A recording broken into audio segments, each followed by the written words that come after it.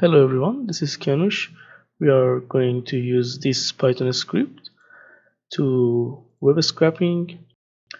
Uh, Here we have neweeg website. We are going to collect few basic data for graphic cards such as its name, the brand, the price, and also the shipping price.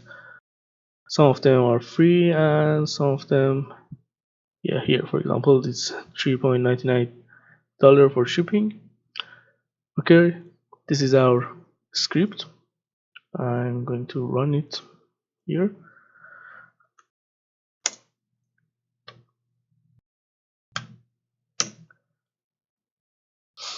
Okay, it's done. It creates a CSV file and you can see the output here.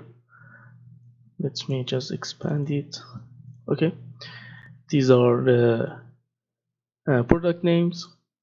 After that, it's brand name, price, and the shipping cost. Some of them, as I mentioned before, is free and some of them have price for it. Okay, this is a web scraping script in Python.